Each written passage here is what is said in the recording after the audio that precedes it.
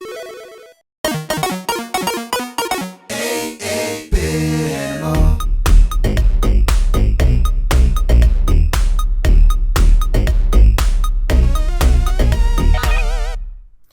you doing, good people? This is the 8-Bit Animal.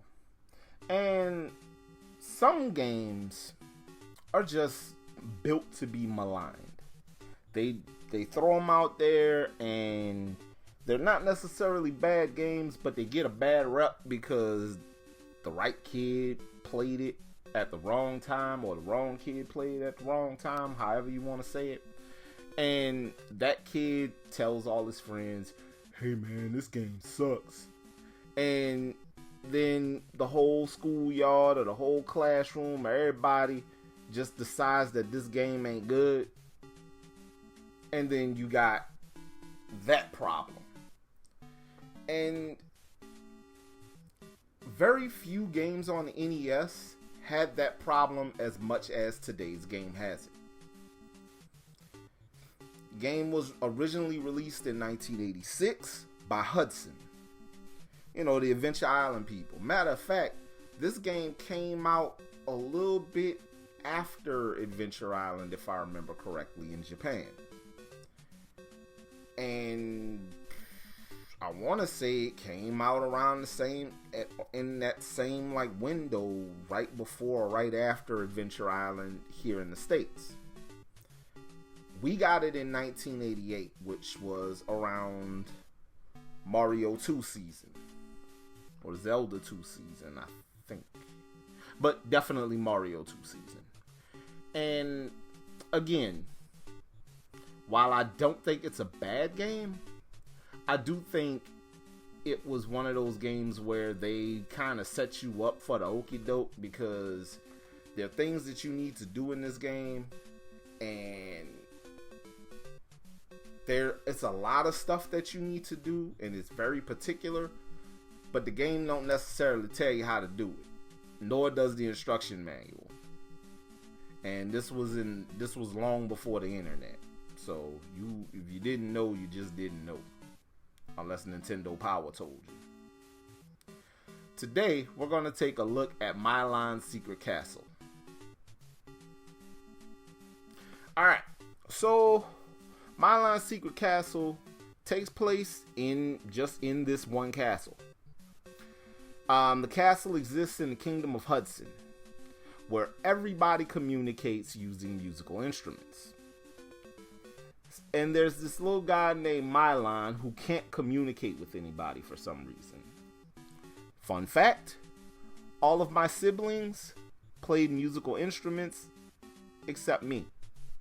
So I would have been Milon. Kind of sucks, don't it? Yeah. Well, Milon is just trying to figure out where he belongs in this world. And he goes to the castle to visit the queen and the princess, I want to say, not the queen, the princess.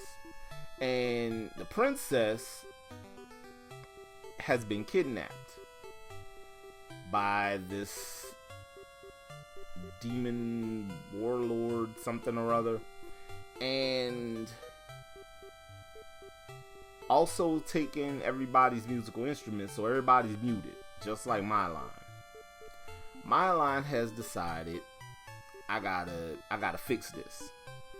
So he proceeds to work his way through the castle to defeat all of the bad people and creatures that have infested the castle, and rescue the princess and get everybody's musical instruments back, all while still not being able to talk.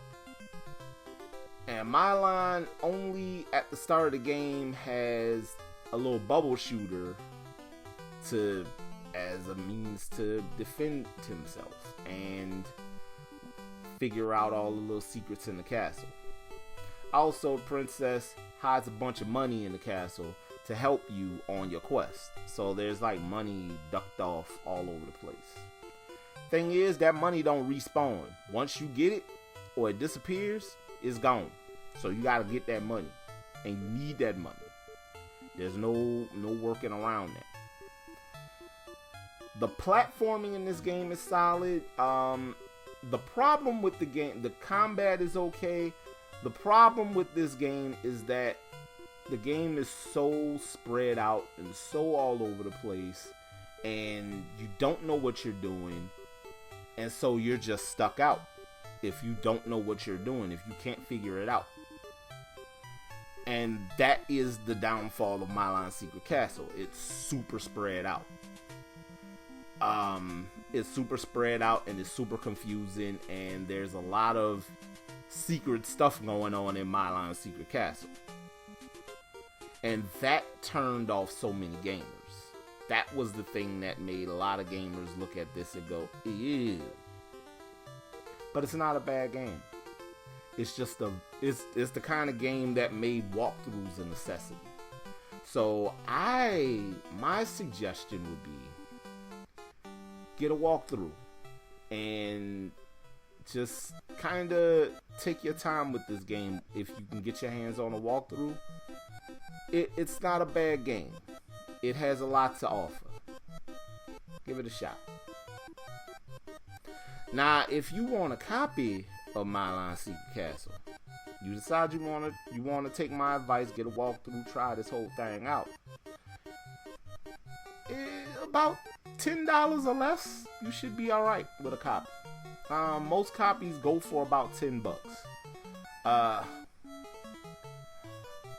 If you decide you want a complete copy, you can get a complete copy for about $50.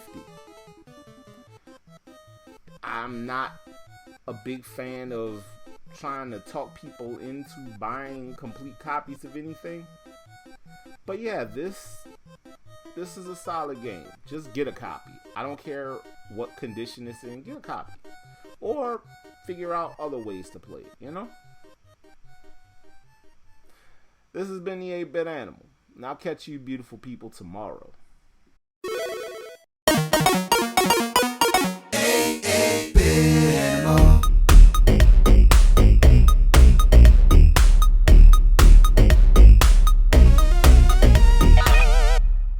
Tomorrow.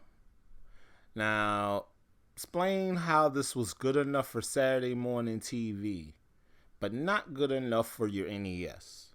Please, somebody.